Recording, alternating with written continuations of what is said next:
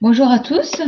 Je vous remercie d'être venus à cette nouvelle session de webinaire sur la mesure de pression dynamique avec du capteur piézoélectrique. Juste avant de démarrer, quelques petites précisions. Donc, normalement, vous devez voir un document qui s'affiche sur l'écran. Et sous l'écran, donc vous avez les personnes qui vont animer avec moi ce webinaire. Et sur votre droite, vous avez des petits onglets, un onglet de chat qui vous permet de poser des questions qui seront visibles par tout le monde, donc les orateurs et les participants, et un onglet questions où les questions n'arriveront qu'aux orateurs, donc aux personnes de PCB Piezotronics.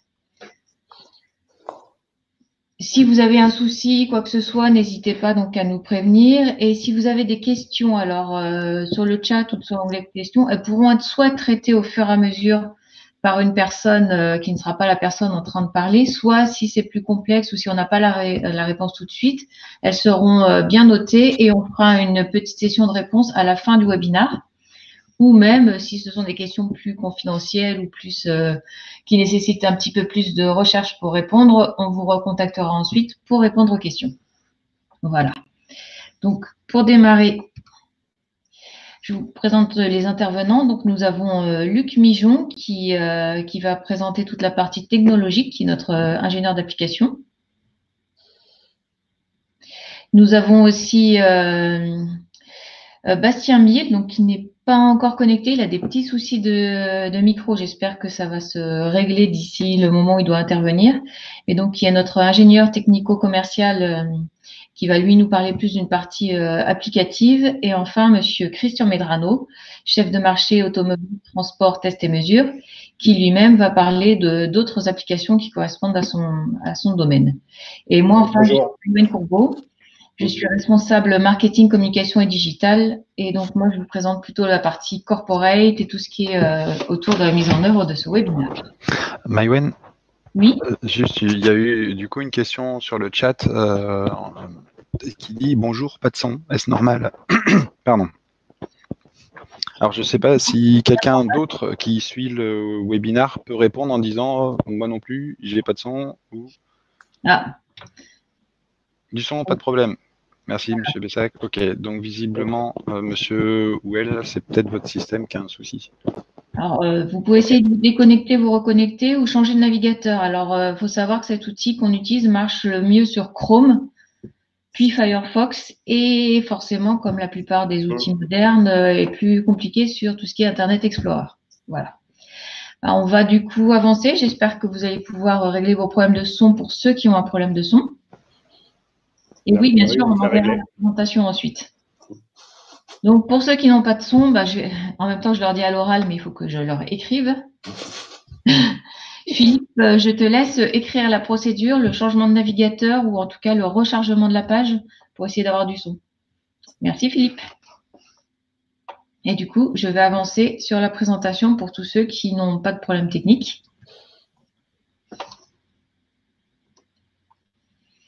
Donc, je vais faire une présentation rapide en fait de l'entreprise pour ceux qui la connaissent pas forcément. Donc, PCB Piezotronics, c'est une filiale du groupe MTS. Elle a été créée en 1967 à Buffalo, aux États-Unis. La spécificité de PCB Piezotronics, c'est qu'on conçoit, qu'on développe, qu'on fabrique en fait tout ce qui est solution de grandeur de mesure physique. Donc, toute la partie recherche et développement, toute la partie usine est basée aux États-Unis. Donc, on a vraiment tout sur place. Et on a aussi une différenciation par tout ce qui est travail de la satisfaction client. On a des engagements forts sur la qualité de nos produits et nos délais de livraison. Donc, depuis 2016, on appartient au groupe MTS et on a été rejoint également en 2019 par la marque Andefco. Donc, maintenant, PCB Piezotronics distribue les marques PCB et Andefco. Et nous, en France, donc PCB Piezotronics SA, nous sommes donc la filiale française qui a été créée en 2000, donc il y a pile poil 20 ans. Là, ce mois-ci, on fête les 20 ans de PCB, dans des conditions un peu spécifiques, mais en tout cas, on a 20 ans. On a une douzaine de salariés et on fait des chiffres d'affaires de 8 millions environ tous les ans.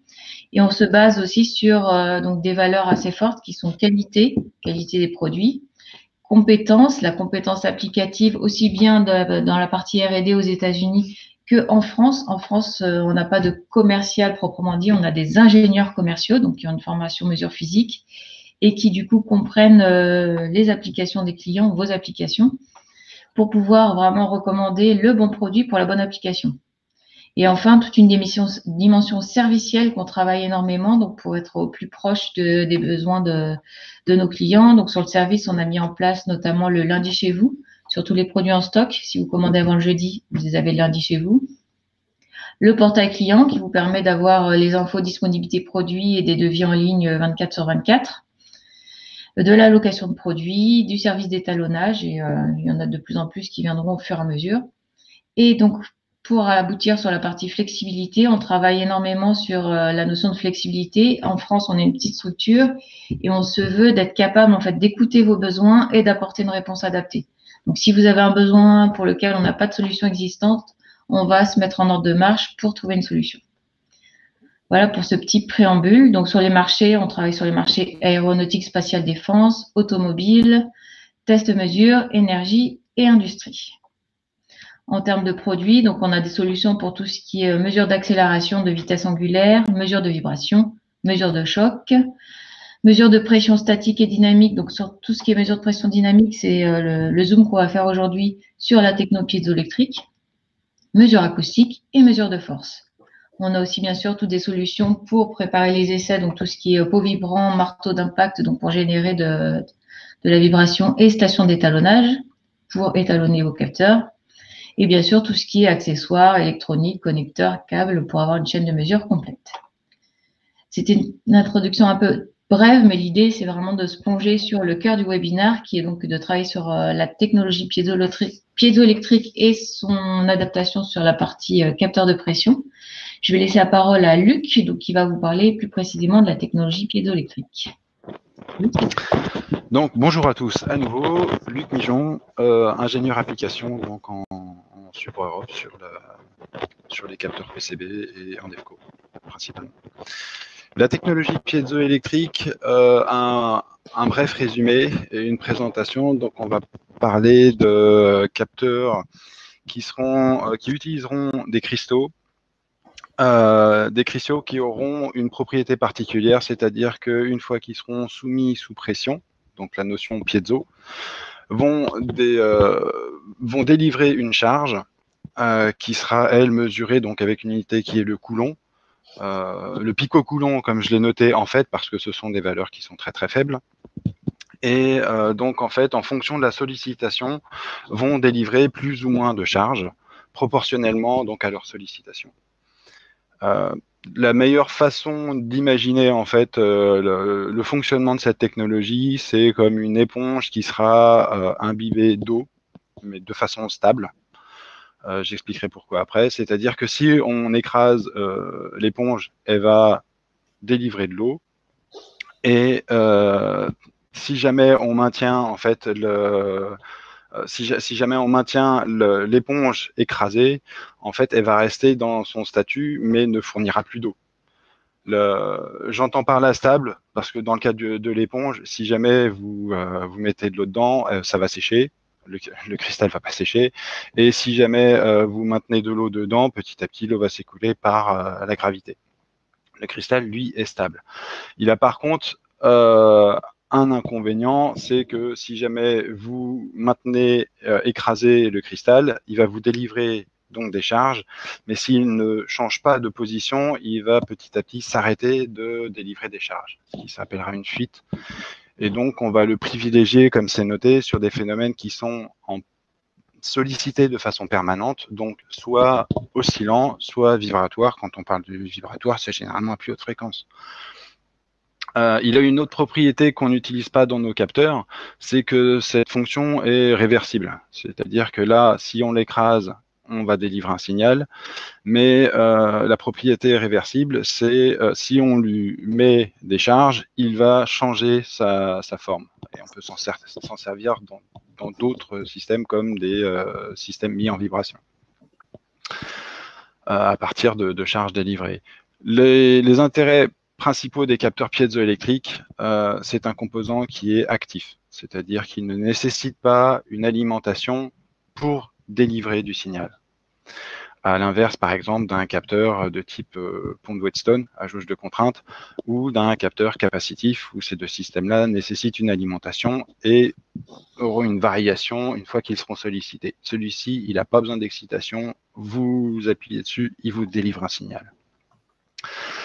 Ce qui est intéressant en travaillant sur les propriétés, cette fois-ci du quartz, qui est un matériau régulier de conception mécanique régulière au niveau de sa structure, c'est qu'il est très très stable. Il va avoir une influence de température qui est très très faible et il va avoir des propriétés en température qui sont très importantes, ce qui permet d'utiliser les capteurs dans des plages qui sont beaucoup plus importantes que sur des systèmes à contrario résistifs.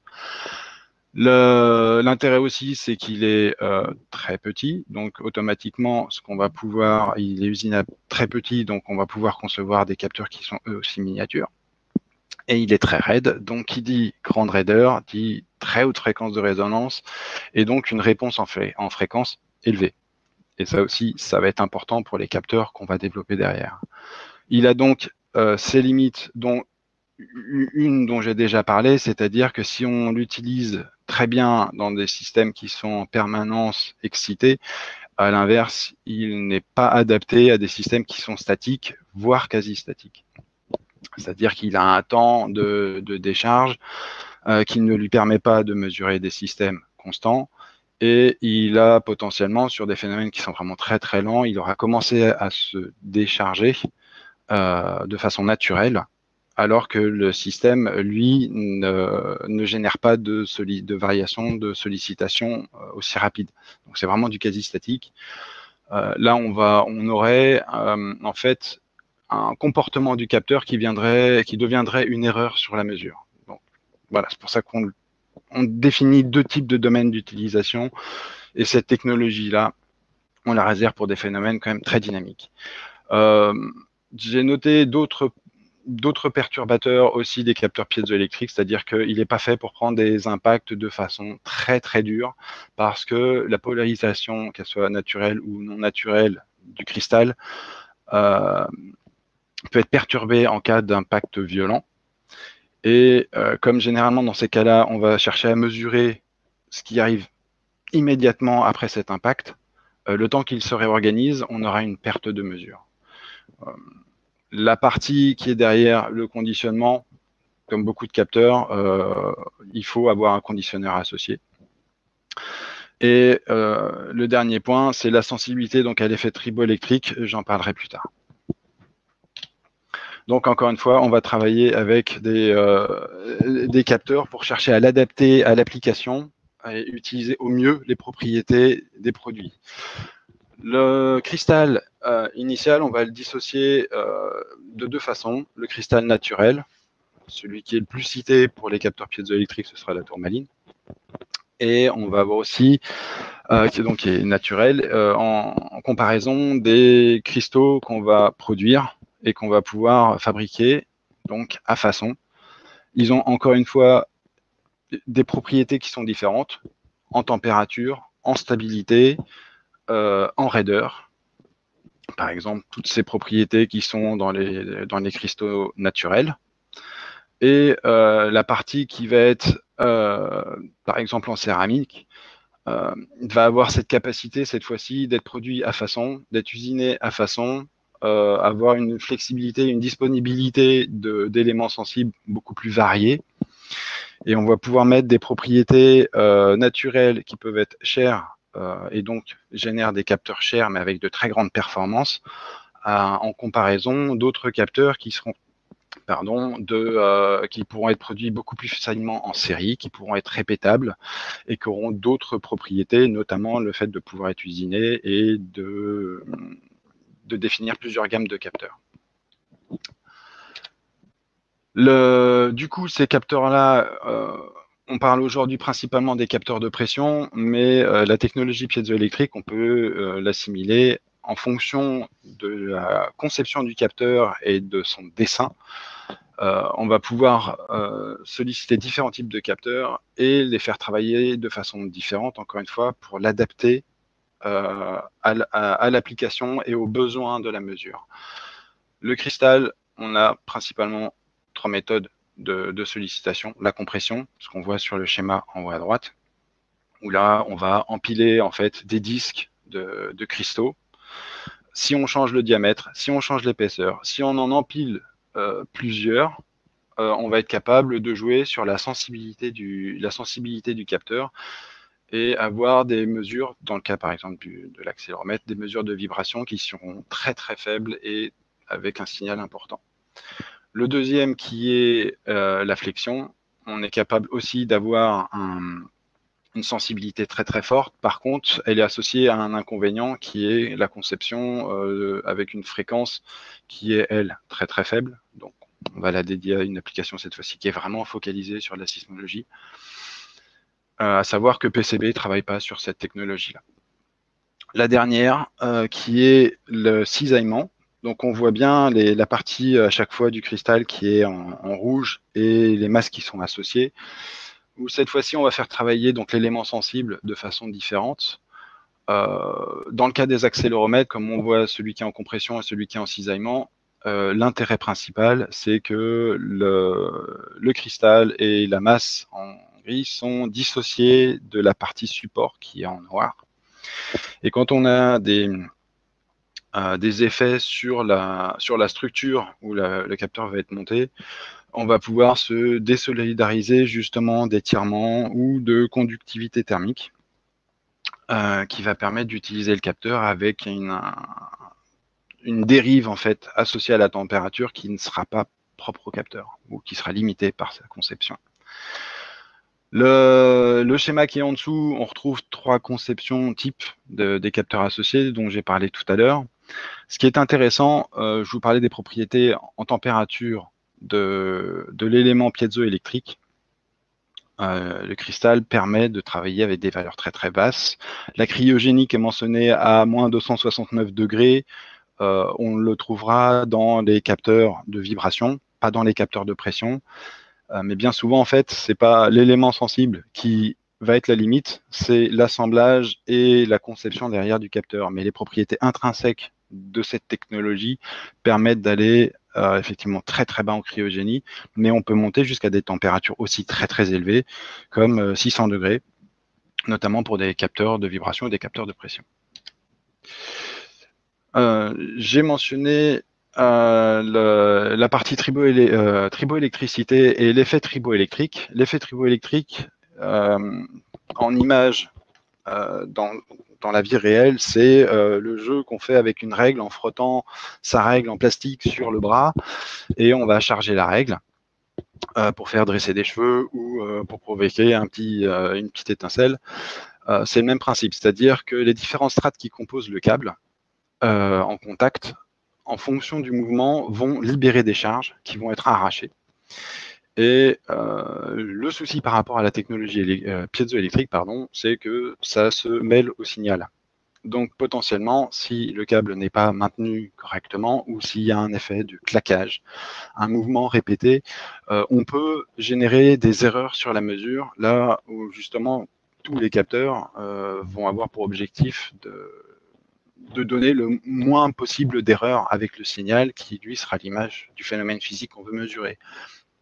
Ce qui est intéressant, c'est que Andevco a une gamme de capteurs, une gamme de câbles qu'ils appellent le noise, donc très faible bruit, qui sont testés avec une conception un peu particulière, là où on voit une représentation qui va permettre cette conception, du coup, de limiter ce phénomène. Il n'empêche que la mise en œuvre, le maintien du câble, son ancrage sur le système, ce sera la meilleure des protections contre ce phénomène qui est, encore une fois, en rien intéressant quand on fait de la mesure piézoélectrique.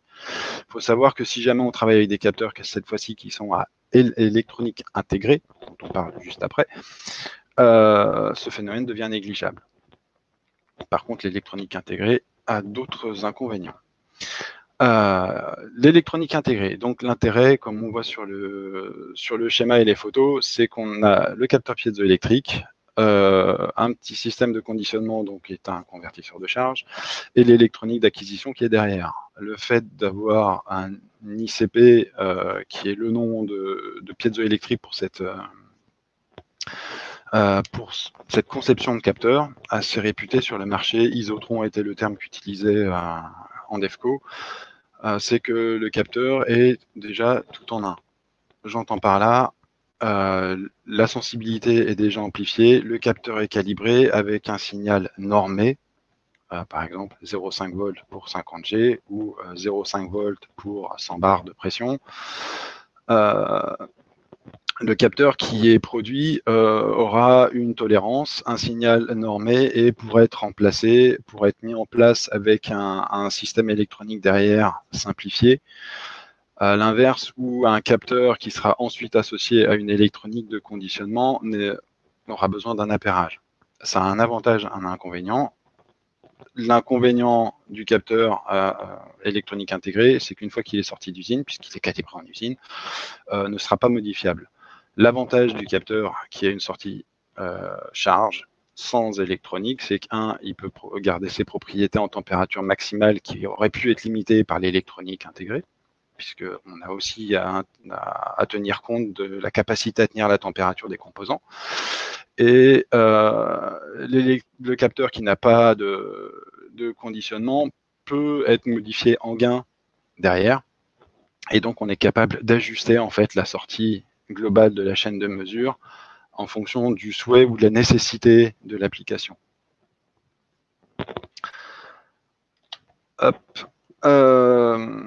Les capteurs donc ICP sont caractérisés avec un bias. Alors, le bias, offset, TAR, déséquilibre. Il y a plein de noms pour ce même sens. C'est le fait qu'on n'est pas 0 à 0. On va avoir une porteuse qui est pour les capteurs ICP globalement 50% de ce qu'on appelle le compliance voltage, de la tension requise. Ça va permettre en fait d'avoir un signal qui ne sera pas à 0 pour 0. Donc on ne sera pas dans le bruit si le bruit est trop faible ou ce sera plus, il aura déjà une tension importante. Ça permet aussi de vérifier que on a bien une connexion et qu'il n'y a pas de coupure de courant ou qu'il n'y a pas de coupure du moins dans la transmission du signal. Ça a un point à surveiller absolument, c'est que ce déséquilibre, qui est aussi un signe de bonne santé du capteur, n'évolue pas trop suite à, par exemple, une mauvaise utilisation ou des conditions de température ou des dérives qui sont importantes, qui viendraient se rajouter au capteur, de telle sorte à ce que, on ne sature pas le signal du capteur. C'est ce qu'on voit sur le schéma qui est représenté à droite, c'est-à-dire que si jamais ce déséquilibre qu'il faut surveiller est trop important, on peut masquer une partie du signal. Et inversement, en même temps, il n'y a pas que le capteur qui est important. Si vous avez une électronique d'acquisition, par exemple, ou de régulation qui va avoir une saturation en entrée, il ne faut pas que le signal délivré par le capteur soit plus important que la limite de l'électronique qui est associée. Donc voilà, c'est un paramètre des capteurs de type ICP qui est positif sur le fait qu'on gagne au niveau du signal par la porteuse, qui est intéressant parce qu'on peut surveiller l'état du capteur et qu'il faut aussi surveiller pour ne pas se retrouver dans des situations où on aurait une perte de signal. Ça, c'était donc sur la partie proprement parlée des capteurs piézoélectriques, assez brève. S'il y a besoin, bien sûr, on sera toujours disponible pour répondre aux questions ou en parler ultérieurement sur des cas d'application. Là, on va se focaliser sur les capteurs de pression piézoélectrique. On va retrouver un petit peu le schéma qui était présenté avant. On voit bien sur, cette fois-ci, un capteur de pression à membrane affleurante, la partie basse avec la membrane, les fameux disques de cristaux qui sont derrière la membrane, et après le reste du capteur où on verra donc le corps qui est fileté pour sa fixation. La partie interne, donc ici, intègre une électronique de conditionnement, ou pas, encore une fois, en fonction de la technologie. Celui-ci présente le circuit qui est mentionné au milieu.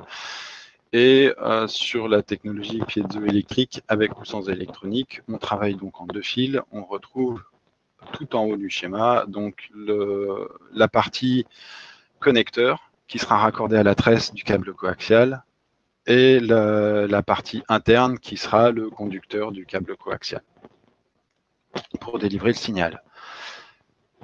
On mentionne ici donc les caractéristiques principales et l'utilisation des capteurs de pression.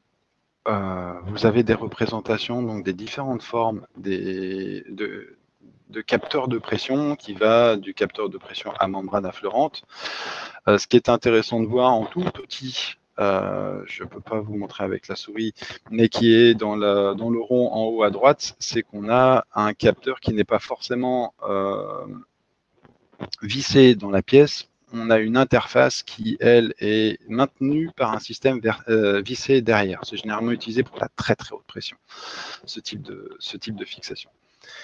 La partie basse, on retrouve aussi un stylo qui est un capteur de pression principalement utilisé sur les phénomènes d'explosion, où en fait on va essayer d'être le moins intrusif possible dans l'air environnant. Donc, ce que j'expliquais au début, on va travailler avec des capteurs de pression qui seront conçus avec des éléments sensibles et des assemblages dédiés à l'application. Le côté façonnage à façon du cristal qui va servir d'éléments sensibles permet justement cette flexibilité et ces différentes interfaces. La partie gauche montre les propriétés principales et les applications principales des capteurs qui seront détaillées après. Ce qui est intéressant, c'est, j'expliquais, le capteur est petit, très très raide au niveau de l'élément sensible, donc on peut avoir des réponses en fréquence très importantes et des fronts de montée qui sont très rapides, on parle de l'ordre de la microseconde. Le front de montée étant, lorsqu'on a un système palier au niveau sollicitation, le passage en fait de 10 à 90% du signal qu'on est supposé obtenir par le créneau. Les gammes de température qui sont mentionnées, donc là, sont associées au capteur de pression. On descend jusqu'à moins 240 degrés, on monte jusqu'à 400 degrés Celsius. Dès qu'on intègre une électronique, encore une fois, il faut tenir compte des composants de cette électronique et donc on réduit cette plage. Donc il faut vraiment jouer sur l'un ou l'autre en fonction de l'application, bien sûr. Associé à un capteur, on va chercher donc à le caractériser, on va chercher à l'étalonner.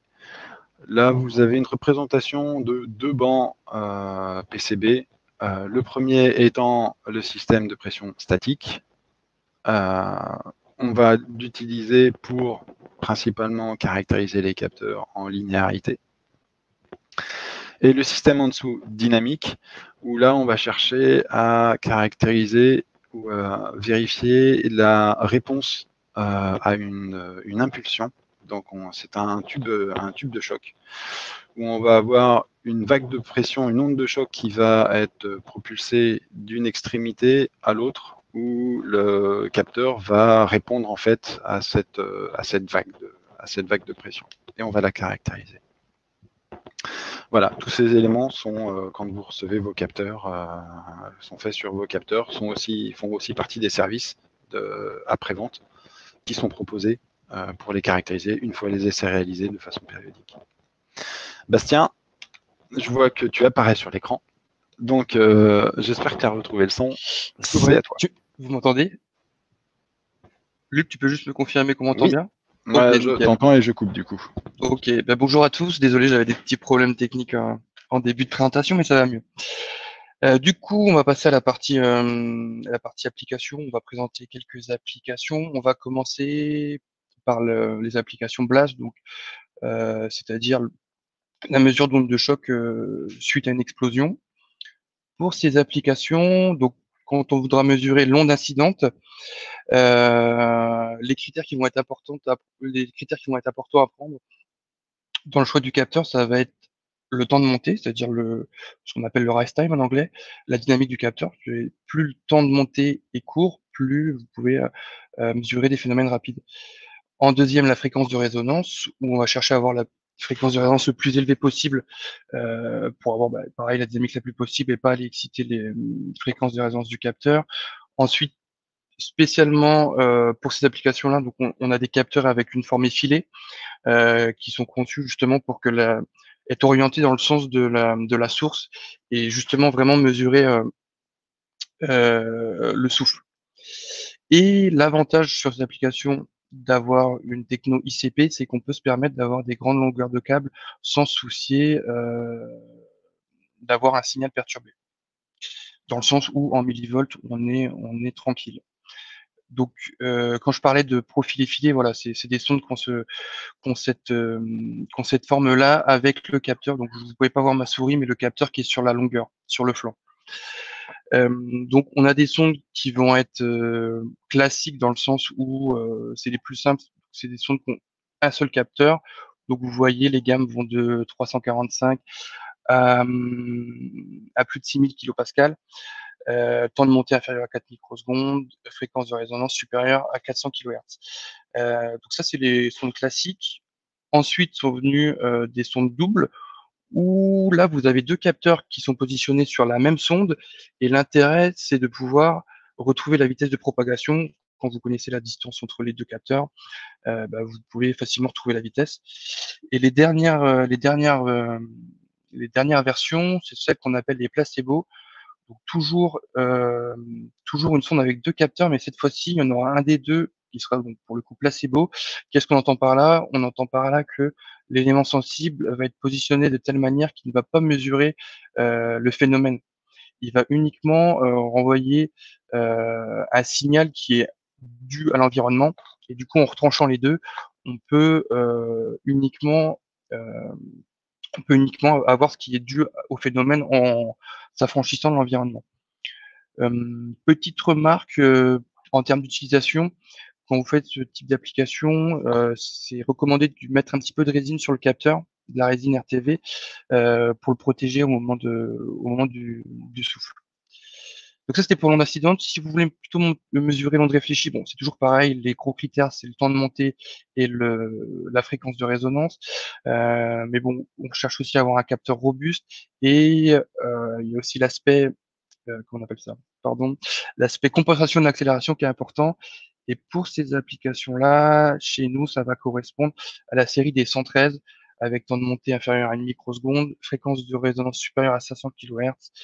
Les gammes de mesure, voilà, vous les avez de 3 à 700 bars, compensation d'accélération, et ils peuvent survivre à des chocs allant jusqu'à 20 000 G. Pour info, donc le 113, c'est ceux que vous avez en haut à gauche.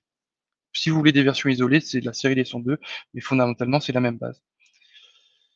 À noter que vous avez un petit lien, quand vous enverrez la présentation, vous pourrez avoir un petit lien qui détaille un peu plus ce que je suis en train de vous dire. Deuxième application, les applications sloshing ou ballottement en français.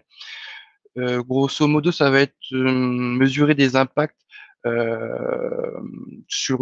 impacts de vagues sur une cuve, sur une paroi, dans un réservoir, dans un édifice, enfin, tout ce qui peut être amené à prendre des impacts de vagues, de fluides ou de liquides.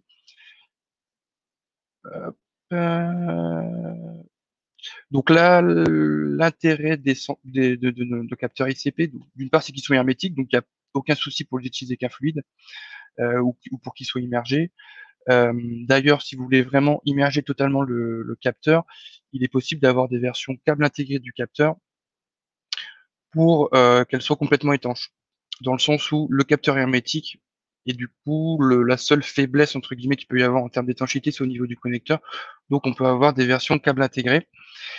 Et généralement, c'est des essais qui sont assez longs, donc on cherche encore une fois à avoir des capteurs robustes et on va retomber sur la même famille de produits que précédemment, donc les 113.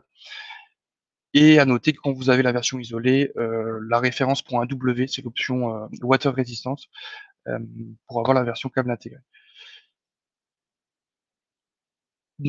Autre application, tout ce qui va tourner autour de la discrétion acoustique, les mesures de cavitation autour des hélices, au niveau des propulsions. Donc c'est c'est complètement dans des essais navals sous-marins. Là, pour ces essais-là, l'intérêt de la technologie piézoélectrique, c'est que vous pouvez faire une mesure sur des variations relativement faibles, mais dans un haut niveau de pression statique. Donc, toujours l'intérêt, c'est de pouvoir avoir des capteurs donc hermétiques et potentiellement immergeables en version câble intégré. Et cette fois-ci, donc si vous voulez des capteurs plus sensibles, ça va être la série des 106 avec une gamme de mesures qui peut aller de 7 à 60 kPa, tout en restant dans un niveau de pression statique élevé qui peut aller jusqu'à 138 bars. Et toujours pareil, si vous voulez une version câble intégré, ben, ce sera l'option W, Water Resistance. Voilà, je vais passer la main à Christian. Oui, okay. Merci Bastien. Oui, bonjour, donc je suis Christian Medrano, je suis chef de marché donc, du secteur automobile et test et mesure. Donc je vais vous présenter l'application de mesure de détonation hein, qui donc, permet de mesurer la puissance d'éclatement d'un générateur pyrotechnique qui est souvent utilisé dans le monde automobile sur des bancs de test de fin de ligne hein, pour pouvoir valider des lots de produits hein, qui sont utilisés dans les airbags et dans les ceintures de sécurité. Donc, les critères importants donc, pour mesurer la mesure de pression dans les chambres de détonation, c'est être capable, bien sûr, de faire des mesures de pression hautement dynamique, hein, donc, parce que ça va très, très vite. Hein. Évidemment, donc, on parle de détonation, donc il y a de la température ponctuelle très élevée qui va arriver. Donc, il faut que le produit puisse accepter des températures ponctuelles supérieures à 1000 degrés. Hein. Et évidemment, donc, pouvoir tenir à des pressions donc, très, très élevées et donc également à des surpressions. Donc, pour ce genre d'application, donc, on utilise les capteurs 113B, encore une fois, hein, mais là, donc, on monte sur des pressions qui vont jusqu'à 1000 bars. Donc là, on utilise des capteurs de charge et non plus des capteurs ICP. Hein. Donc l'intérêt de ce capteur-là, c'est qu'il a donc un rise time, donc un temps de montée très très rapide, hein, ce qui réagit en moins d'une microseconde. Hein.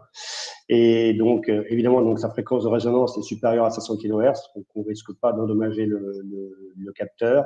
Et également, donc une chose très importante, c'est sa capacité à pouvoir accepter des flashs de température très très élevés, ce qui peut monter jusqu'à 1649 degrés, donc en flash de température. Donc ensuite, nous allons parler des applications turbines. Hein. Donc les turbines, il y a deux types de turbines. Il y a les mesures de pression donc sur les moteurs d'avion, hein, donc et également sur les turbines à gaz, hein, donc pour les générateurs d'électricité. Où là, tout d'abord, donc pour les moteurs, donc c'est utilisé surtout dans le test et mesure hein, pour lors du développement ou des essais de qualification des moteurs. Où là, les mesures sont importantes donc dans le domaine des mesures dynamiques hein, et donc également dans le domaine des hautes températures où là on peut aller jusqu'à 650 degrés hein, suivant l'endroit où on positionne le capteur de pression. Et évidemment donc sur un moteur à réaction donc il peut y avoir des phénomènes de surpression assez importants et donc il faut être capable de supporter des surpressions importantes. Dans les cas des moteurs, donc, on utilise les capteurs de la famille 112A et 116B. Hein. Donc, le 112A peut monter jusqu'à 215 degrés donc, de température d'utilisation. Et donc, on peut monter jusqu'à 700 bars en pression. Et la version donc 116B qui peut monter un peu plus haut en pression, donc on peut le mettre un peu plus près du cœur du moteur, où là on monte à 345 degrés pour des mesures de pression de 7 bars. Ensuite, on a également les applications dans les turbines à gaz, où là l'application est un peu différente, parce que là c'est pas du test et mesure, c'est pour faire de la surveillance ou pour faire de l'asservissement, de la régulation. Donc là, les critères importants, c'est de vraiment pouvoir tenir à de la très haute température, hein, parce que là, on va arriver à plus de 600 degrés, hein, et donc d'être capable de pouvoir monter ce capteur-là donc dans le panier de la chambre de combustion. Et évidemment, comme on va faire de la régulation et que les turbines à gaz tournent assez vite, hein, il faut être capable de réagir très très vite, donc il faut avoir un temps de réponse très très élevé. Et donc dans ce cas-là, on utilise donc les capteurs de la famille 176, donc les 176A ou les 176M, qui sont conçus avec des éléments sensibles développés, conçus et fabriqués par PCB, hein, donc l'élément sensible qu'on a appelé donc l'UHT12, hein, qui permet de faire des mesures qui peuvent aller jusqu'à 650 degrés. Évidemment, là, on parle de capteurs de charge. Hein. Donc là, l'intérêt des 176, c'est qu'ils ont une fréquence de résonance supérieure à 100 kHz. Donc, ils ont des temps de réaction très, très faibles, hein, et qui permettent de pouvoir, on va dire, surveiller et faire la régulation donc, sur la chambre de combustion des turbines à gaz. Et là, donc, les plages de mesure vont de 1 bar jusqu'à 50 bars. Voilà, donc je redonne la main à Maïwen pour pouvoir parler des mesures de pression acoustique, hein, qui sont une forme de mesure de pression également. Alors, on va pas réellement parler aujourd'hui, c'est juste une petite ouverture qu'on fait rapidement puisqu'on parle de mesures de pression. On est parti sur du capteur de pression, mais on sait qu'on utilise aussi de l'acoustique. Alors, j'ai juste rappelé finalement que suivant ce qu'on cherche à mesurer, on est sur une technologie microphone ou capteur de pression. Sur cette partie technologie microphone, on fera un autre webinaire plus tard dans l'année scolaire. Donc, ceux qui sont intéressés, qui n'hésitent pas à se manifester pour qu'on les invite en priorité à ce futur webinaire. Voilà, parce que l'idée, c'était vraiment de se centrer aujourd'hui sur le capteur de pression piézoélectrique. Et justement, puisqu'on parle des autres webinaires, nous avons d'autres webinaires. Alors, donc, toute une liste qui sont déjà passés, qui était axé sur tout ce qui était technologie MEMS, donc avec une partie sur la technologie MEMS capacitive, pour lesquelles on propose des accéléromètres, des capteurs de vitesse angulaire. Une partie sur la technologie MEMS piézorésistive, pour lesquelles on a des accéléromètres, des capteurs de pression. Donc, tout cela sont passés, mais ça ne veut pas dire qu'on ne peut pas les refaire. Donc, si vous n'avez pas pu participer à une session passée, que ça vous intéresse, de la même façon, manifestez-vous.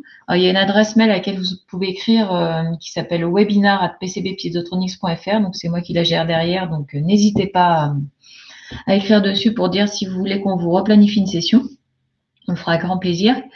Et des sessions à venir. Donc, on a une prochaine session dans un mois sur laquelle on va bientôt communiquer, qui est plutôt axée sur tout ce qui est boîte à outils de la mesure, c'est-à-dire tout ce qui peut exister comme petite instrumentation pour pouvoir rapidement faire des vérifications, vérifier que ces mesures vont bien fonctionner, que le système qu'on a mis en place est fonctionnel, tout ce qui permet de se créer des petits mini labos de mesure pour pouvoir vraiment tester les choses très rapidement. Donc, c'est vraiment la petite boîte à outils que doit avoir tout ingénieur spécialisé dans la mesure. Ensuite, on en aura un sur tout ce qui est technologie piézoélectrique pour les mesures acoustiques, donc qu'on a un petit peu introduit là aujourd'hui.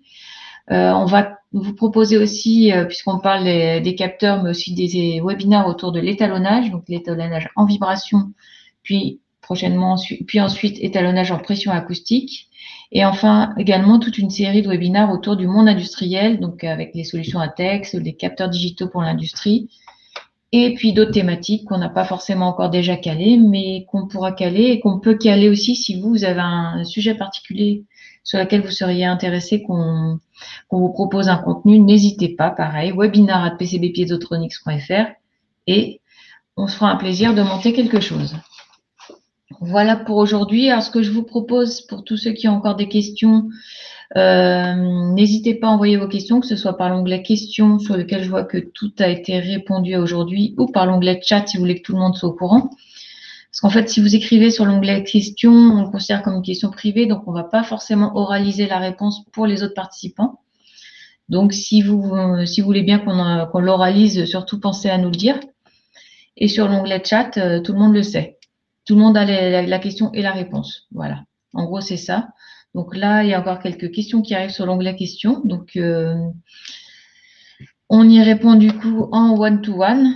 Et donc, si vous avez d'autres questions sur le chat, n'hésitez pas. Là, c'est le moment. Il est 10h45, donc on est pile poil dans nos délais. On peut laisser 5-10 minutes pour les questions, pour ceux qui le souhaitent. La présentation vous sera envoyée en début de semaine prochaine. Donc, on vous enverra la présentation ainsi qu'un lien pour assister au replay du webinaire. Comme ça, si vous avez manqué une partie, si vous avez des choses qui ont été un peu trop vite, que vous voulez réentendre tranquillement, vous pouvez. Vous aurez du coup dans cette présentation les coordonnées de l'ensemble des personnes qui ont parlé aujourd'hui. Et donc, n'hésitez pas soit à nous contacter directement selon votre question, soit à écrire à l'adresse générique webinaire que l'on gère de toute façon pour demander un rendez-vous, demander des compléments d'information, demander d'autres sessions de webinaire. Enfin, n'hésitez pas en tout cas. Voilà. C'est tout pour moi. En tout cas, je vous remercie de votre attention. J'espère que ce webinaire vous a plu. Et je laisse la parole à mes collègues pour la réponse à la question sur le chat, qui est pour le coup une question qui sort de mon périmètre de compétences. Voilà, je vous remercie à tous.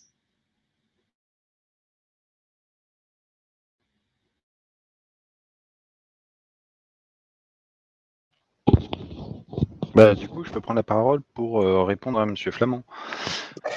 Pour la partie métallisation et pour récupérer les charges bornes du cristal, y a-t-il un risque d'oxydation? Oui. D'ailleurs, quasiment tous les capteurs de technologie piézoélectrique seront marqués hermétiquement scellés parce qu'il y a un risque d'oxydation. Donc, c'est le vide qui est fait à l'intérieur, bien souvent sur la partie sensible, de telle sorte à ce qu'il n'y ait pas d'oxydation. Si jamais il y a une fuite, petit à petit, ça va venir se déposer et perturber les électrodes, et donc ça va mettre en défaut le capteur. Alors, merci pour la présentation, je vous en prie. Le W113 existe-t-il en placebo? Bastien, là pour le coup. Oui. Alors, c'est une très bonne question. En toute honnêteté, je pense que c'est envisageable. C'est envisageable, mais à l'heure actuelle, je ne suis pas certain que si on ait déjà eu la demande, mais a priori, c'est envisageable dans le sens où il existe, si je dis pas de bêtises, des 113 placebo. Après, rajouter un câble intégré, j'imagine que c'est complètement possible. Les capteurs sont-ils latex? Les 113, non. Attendez, je vérifie en parallèle, mais pour moi, non. Je pense pas. En revanche, je pense qu'on a d'autres références qui doivent être latex en capteur de pression, mais le 113, Alors, on a des capteurs de pression qui sont latex, mais pas le 113. Donc, ouais, le 113, non. Il faudrait, si vous pouvez nous donner l'information sur votre application, qu'on puisse vous orienter vers le capteur de pression latex qui convient à ce moment-là.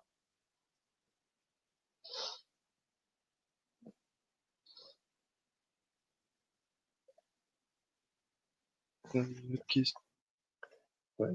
j'ai pas vu. Ah ouais, en fait, il y a plus de questions dans l'onglet.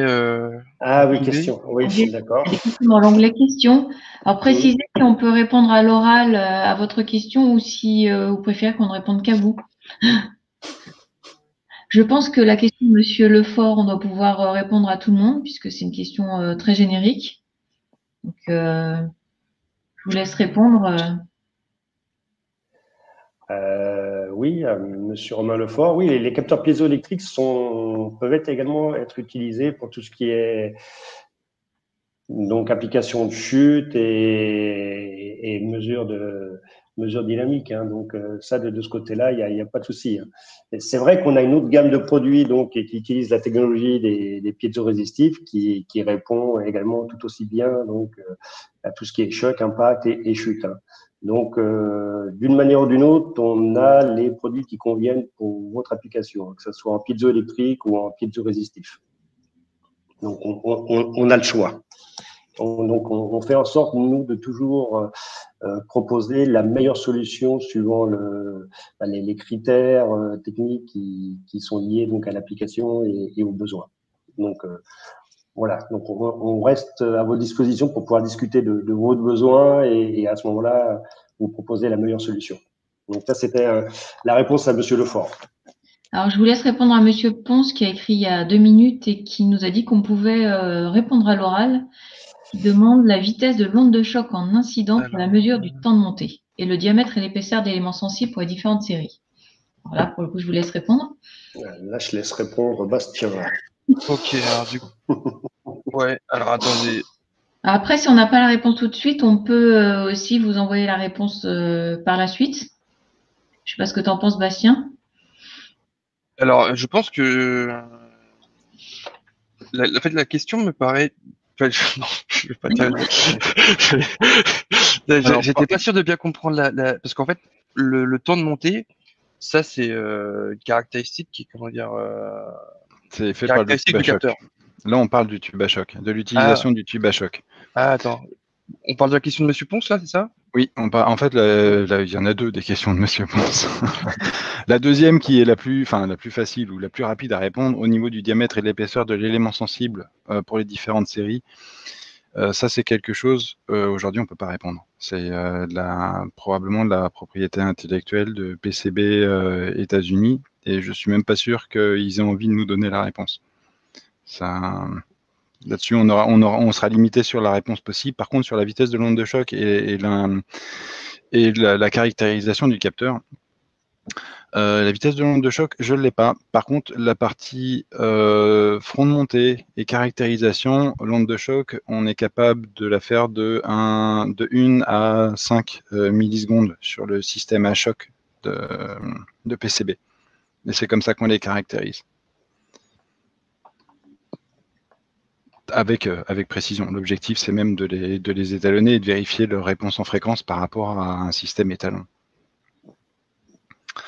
Voilà, donc je suis désolé, Monsieur Ponce, je ne peux pas répondre, ou je pense qu'on ne peut pas répondre intégralement à vos questions, mais voici les réponses qu'on peut vous apporter.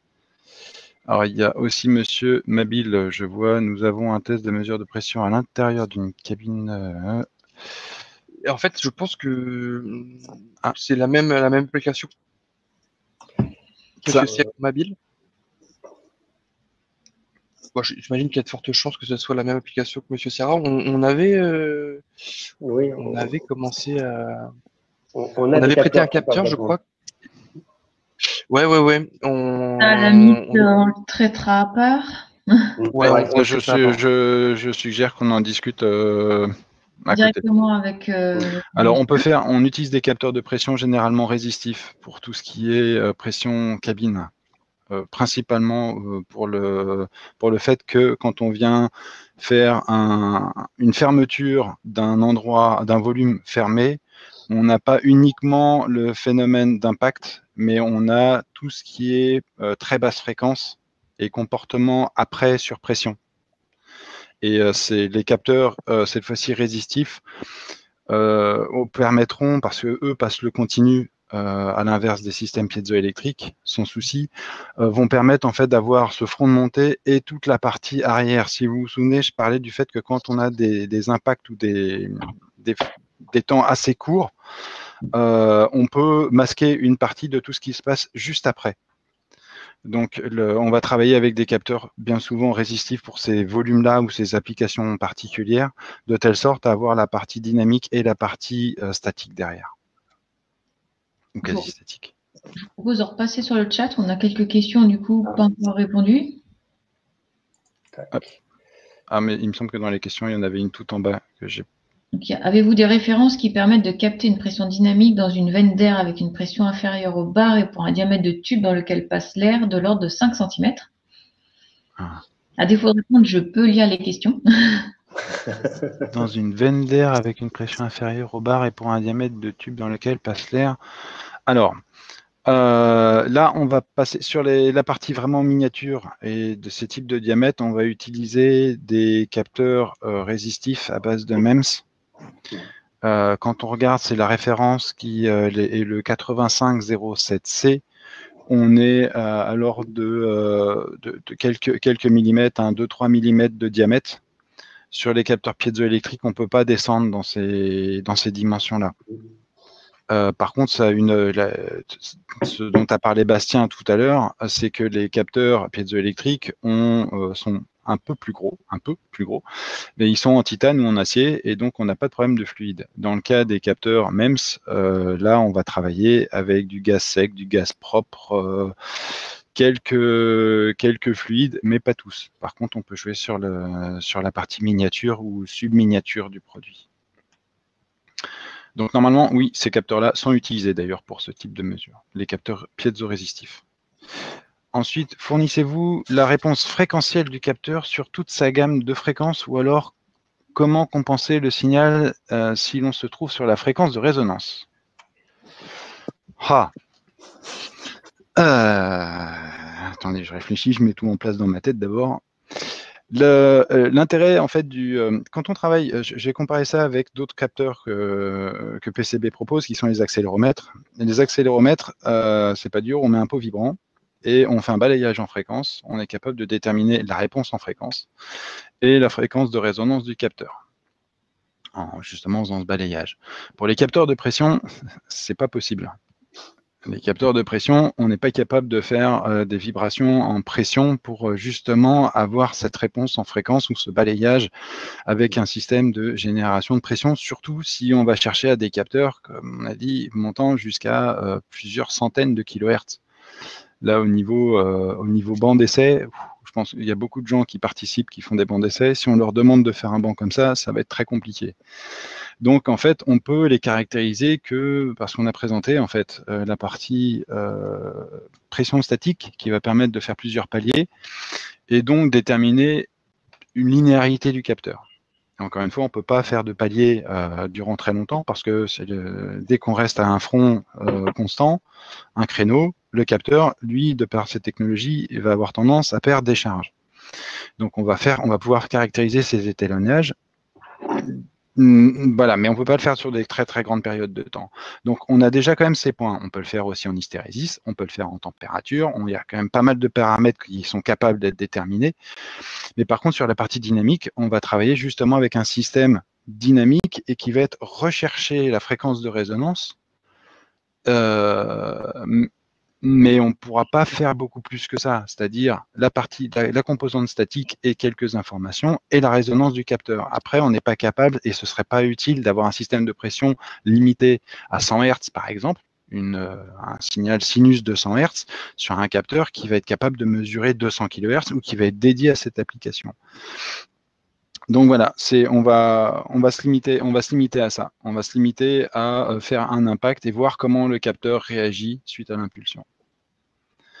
Après, il y a une notion d'amortissement, et là c'est beaucoup plus complexe. C'est encore plus complexe que pour les accéléromètres, parce qu'en fonction de si c'est de l'air, on va travailler avec la résonance uniquement du système dynamique, quartz, membrane. Si jamais on rajoute un fluide, on va avoir une masse qui va être ajoutée à la partie sensible du capteur au niveau du diaphragme. Ça va, par la formule du 1 sur 2pi racine de k sur m, comme on change la masse, on va changer la réponse en fréquence dynamique du système. Ça, on n'est pas capable de caractériser comme ça. C'est beaucoup plus complexe. Moi, je ne sais pas en tout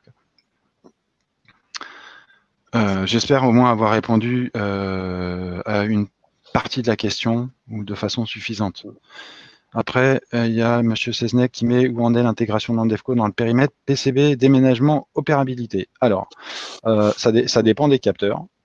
Quand on parle des capteurs de pression chez Andefco, on est sur la partie MEMS, donc résistive. La fonderie qui fabrique les MEMS n'a pas changé de place. Elle est en Caroline du Nord, excusez-moi, en Californie. Elle est en Californie, celle-ci n'a pas bougé. Il y a eu juste un changement de logo, mais le personnel et les matériels n'ont pas changé. Donc, au lieu d'être finalisés en Californie, ils sont finalisés donc à Halifax, qui est en Caroline du Nord. Donc, il y a encore des process, des gens à former, puisque c'est quand même, on est passé de la côte ouest à la côte est. Donc, c'est pas les mêmes personnages les mêmes personnes, personnel, qui finissent les capteurs. Donc, il y a des gens à former, il y a de la mise de process à corriger, il y a quelques petites choses à régler, mais on en est là. Après, sur la partie accéléromètre, il y a une partie qui est fabriquée aux États-Unis et il y a une autre partie, notamment tous les capteurs de crash, qui sont encore fabriqués en Chine. Et c'est l'usine de Chine qui était celle d'avant qui continue de produire les capteurs. Monsieur Servajan, selon votre expérience, quelle est la durée de vie du système de compensation de vibrations sur les capteurs de pression dynamique? Je passe, aucune idée. Bastien, Christian, Maïwen, je dirais tout hasard. le système, en fait, c'est... alors, honnêtement, je j'aurais du mal à répondre aussi, mais c'est inhérent au capteur en fait. Donc c'est équivalent à la durée de vie du capteur. Ça dépend un peu de comment dire son. J'ai pas le terme qui me vient. Comment il est. Ah, j'ai pas le. Comment il est. Comment la fréquence où il est utilisé, ouais, comment il est. Comment il est. Sollicité. Prouvé, sollicité, ouais, il est sollicité et prouvé. Mais fondamentalement, le capteur de pression il peut durer des dizaines d'années, enfin des dizaines, de nombreuses années. Donc j'ai pas de réponse toute faite à faire. Je suis désolé. Du coup, moi, je viens de voir que monsieur Nicolas Trompette a dit que j'avais pas répondu entièrement. Il a raison. La gamme minimale de capteurs de pression de tout petit diamètre, c'est 1 PSI. Il faut voir si on travaille, si on raisonne en relatif ou en absolu. 1 PSI relatif. C'est-à-dire qu'on va être référencé à la pression atmosphérique avec une connexion arrière, enfin, un tube de pression arrière pour avoir toujours la pression atmosphérique de référence. Donc, 1 PSI, soit à peu près 66 millibars. Si on raisonne en absolu, on va forcément démarrer à 15 PSI qui correspond à 1 bar. Alors, monsieur Tristan Julien, bonjour, aurait vu une recommandation sur la marge qu'il faut laisser entre la fréquence maximale qui nous intéresse et la fréquence de résonance du capteur pour s'affranchir des... Ok, alors ça, dans tout système dynamique, c'est pas une valeur absolue, mais c'est communément utilisé. Quand on a une fréquence de résonance, on va travailler aux alentours de 20-25% de la fréquence de résonance pour considérer que c'est plat. C'est-à-dire qu'on n'a pas d'effet de gain en réponse au système dynamique. À savoir que ça c'est sur la partie mécanique. Après, la partie électrique, vous avez ce qu'on appelle le recouvrement ou l'anti-recouvrement. Il faut que vous ayez aussi un système électrique derrière qui fait que si vous mesurez un signal à, admettons, 1 kHz, vous soyez au minimum à 2 fois cette fréquence pour être sûr d'avoir la belle image du signal à 1 kHz. Voilà. Alors, globalement, si vous avez une mesure à faire avec un capteur de pression à 1 kHz, si vous avez un capteur qui va avoir une fréquence de résonance estimée à peu près 5 ou 6 kHz, il va être très bien et vous aurez besoin d'une électronique qui, elle, devrait passer 2 kHz.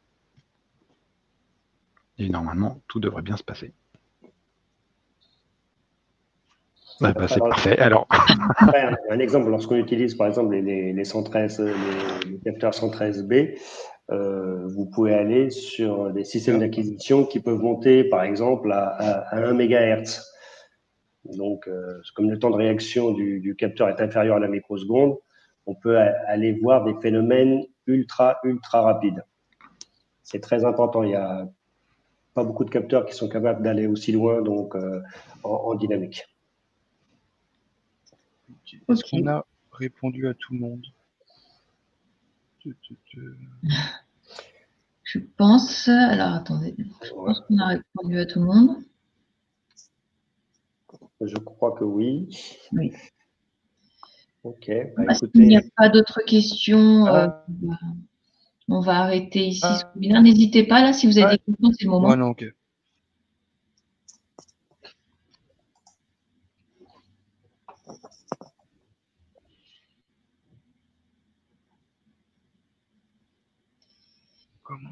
Alors, pour la question, comment avoir des informations sur le sujet où y aura-t-il un webinaire? Je ne comprends pas la question.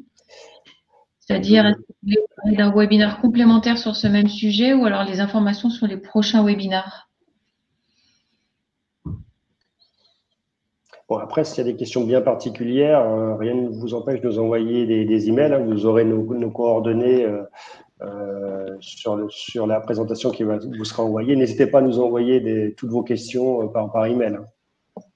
Alors, vous allez être contacté également par un membre de mon équipe pour justement pour prendre un petit peu votre retour sur le webinaire, pour savoir ce que vous en avez pensé, pour que nous on travaille aussi sur l'amélioration au fur et à mesure. C'est quelque chose qu'on a démarré assez récemment finalement, donc on on va prendre le temps d'appeler chacun pour avoir un petit peu votre retour sur le webinaire et ça sera l'occasion justement de reposer des questions et nous indiquer si vous avez besoin d'un rendez-vous complémentaire.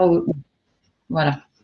J'ai vu qu'il y avait une réponse de Monsieur Ponce sur le front monté. Du coup, je te coupe, Maïwen, je suis désolé. Mais j'avais fini. D'accord. Alors, effectivement, plus le diamètre est élevé du système, plus on va avoir une incidence sur la mesure et surtout sur le contrôle de l'onde de pression qu'on va envoyer. C'est pour ça qu'on a un tube à choc. Alors, il existe des systèmes qui s'appellent des dispositifs, ces dispositifs à ouverture rapide, où on va travailler sur un très gros volume de pression et on va faire une ouverture rapide sur un tout petit volume de pression et on va essayer de voir la réponse du capteur. C'est une technologie. Le système du tube à choc, c'est différent. On va travailler sur quelque chose qui, cette fois-ci, va être un profil long, de telle sorte à ce que quand on va lâcher l'impact de pression, on va maîtriser en fait cette onde qui, forcément, comme c'est un volume fermé, va se réverbérer sur toutes les parois.